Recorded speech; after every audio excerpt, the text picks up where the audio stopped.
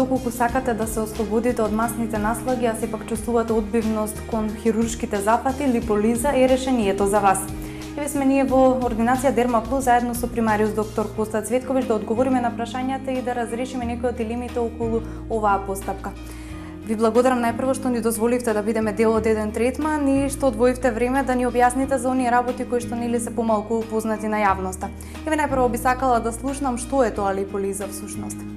Липолизата е медицинска процедура која се состои во топење и намалување или реконтурирање на телото на човековото тело. Така, на кои делови се од човековото тело, конкретно гледаме во моментот липолиза на стомак, на кои други делови освен тоа може? Липолизата се употребува на повеќе делови на телото, како што гледате се употребува на целиот абдомен, тоест на целиот стомак, потоа може на боковите, може на бедрата, може на задната ложа, подбрадокот и така натаму.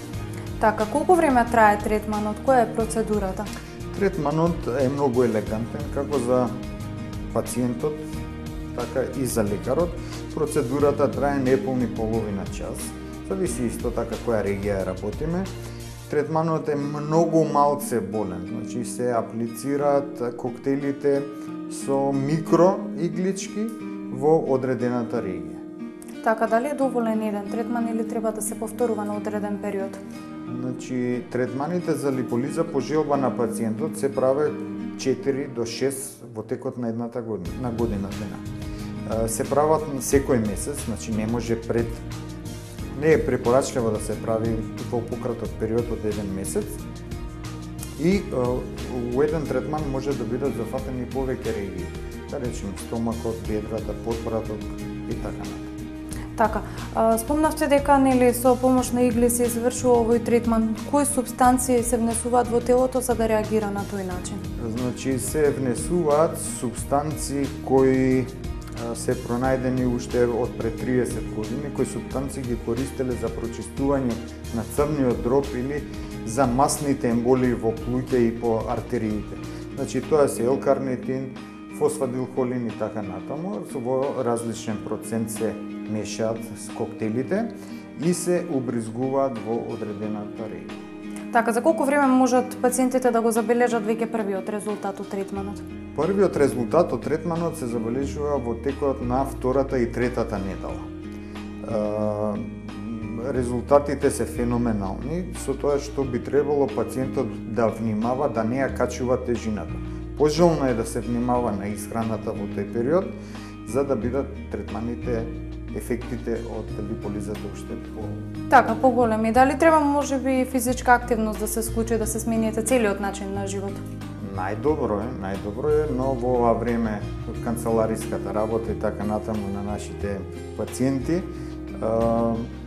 во неможност за голема физичка активност, правиме комбинација, да речеме, на липолиза со лесна физичка активност. Така, токму затоа и постојат овие третмани како би им се олеснила таа работа на современите луѓе.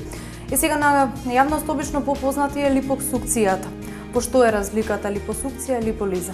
Разликата е голема. Тоа е хируршка метода каде се прават микро или големи резови, каде по хируршки пат или по пат на вакуум се абстрахира еден дел од масното ткиво. Тука може да настанат несакани работи, например повреда на крвен сад, мали крвни садови, на некои нервчи и така натаму. И може да настанат неравнини при липосукцијата. Значи не може едномерно насекаде да се одземе од масното ткиво и така ќе има неравнини на површината која е работена. За разлика од овде, каде мезотерапијата за липолиза, коктелите се убризгаваат во одредена регија на одредено растојание. Следниот третман, голема веројатност дека нема да ја погодиме истата регија, е да целото ткиво биде потполно покриено со мезотераписките процедури. Така ги слушнавме, нели, оние контраефекти кои може да ги предизвика липосукцијата. Постојат ли такви во овој третман? Постојат ли контраефекти од липолиза?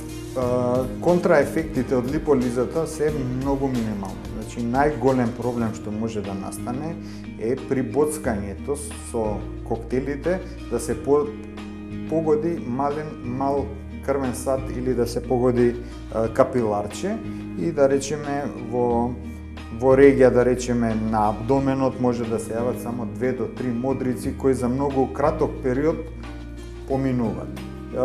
Згора на тоа треба да кажем, им се препорачува, значи кога ќе дојдат пациентите на консултација, се препорачува да не примаат лекови кои ја разредуваат крвта, посебно за да не се јават овакви модрици на стомакот, аспирини и така. Така, тоа се единствените реакции од периодот на опоравување? Да, иначе пациентот осеќа блага топлина, благо пецкање, ако е поинтензивна, ако захтева пациентот да се иде поинтензивно на некоја регија, може да настане оток кој трае негде до 7 до 10 дена на аплицираната регија. Така, нашите гледачи поставија голем број прашања во врска со оваа тема, па би сакала да погледнам дали остана нешто што не одговоривме. Значи, одговоривме веројатно се. Колку трае третманот, еден третман поединечно? Еден третман трае отприлike половина час за една регија, зависи ако се повеќе регии, значи до час, час и половина. Така, и уште дали третманот е траен, дали после нели одредени периоди треба повторно да се повтори овој третман? Третманот е траен ако пациентот внимава на исхраната. Значи, многу мал, правени се научни студии, многу мал број на пациенти, отприлike од 4 до 6% се пациенти кои воопшто не реагираат на оваа терапија. Сепак тоа се пациенти кои имаат некои метаболни заболувања, шеќерна болест и така натаму, кај што иначе големата група 94% ефектите се одлични. Така, исто така овој третман претпоставувам дека не е важно периодот од годината, временските услови и така натаму. Не е важен, добро, се препорачува да не се прави во сред лето. Така, непосредно пред изложување на сонце. Сонце, бидејќи несаканите ефекти на модриците, пациентките и пациентите би ги носеле на плажа, што не е. Така, значи од чисто естетски причини. Ви благодарам многу на одвоеното време.